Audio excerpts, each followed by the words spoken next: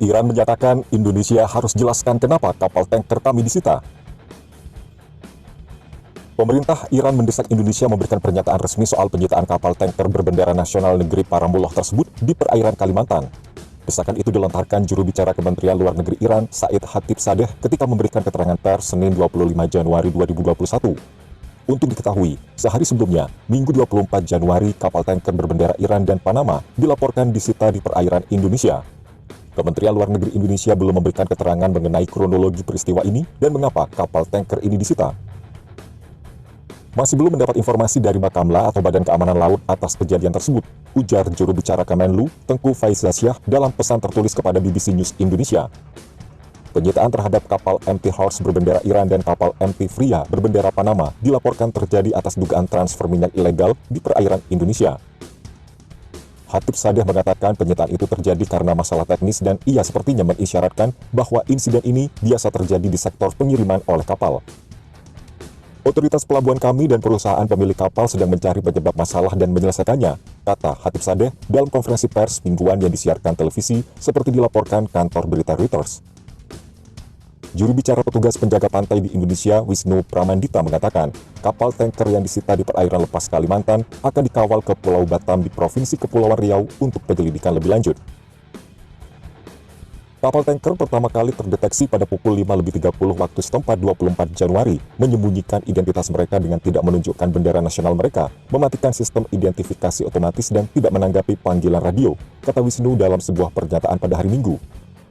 Wisnu mengatakan kepada Reuters pada hari Senin 25 Januari bahwa kapal itu tertangkap basah mentransfer minyak dari MT Horse ke MT Freya dan terlihat ada tumpahan minyak di sekitar kapal tanker penerima. Wisnu menambahkan bahwa 61 awak kapal tersebut adalah warga negara Iran dan China yang telah ditahan. Organisasi Maritim Internasional mengharuskan kapal menggunakan transponder untuk keselamatan dan transparansi. Kru bisa mematikan perangkat jika ada bahaya pembajakan atau bahaya serupa. Tetapi, transponder seringkali dimatikan untuk menyembunyikan lokasi kapal selama aktivitas terlarang. Kedua supertanker itu masing-masing mampu membawa 2 juta barel minyak dan terakhir terlihat awal bulan ini di lepas pantai Singapura sebagaimana ditunjukkan data Refinitiv Icon. Very Large Crude Carrier atau VLCC MT Horse milik National Iranian Tanker Company atau NITC hampir terisi penuh dengan minyak sementara VLCT MT Freya yang dikelola oleh Shanghai Future Ship Management Corporation kosong, kata data itu. NITC belum bisa dihubungi untuk dimintai komentar. Pencarian oleh Reuters pada direktori perusahaan China menunjukkan bahwa alamat kantor terdaftar Shanghai Future Ship Management Corporation berada di bawah perusahaan lain bernama Shanghai Chengda Ship Management. Perusahaan itu juga belum memberikan keterangan terkait insiden ini.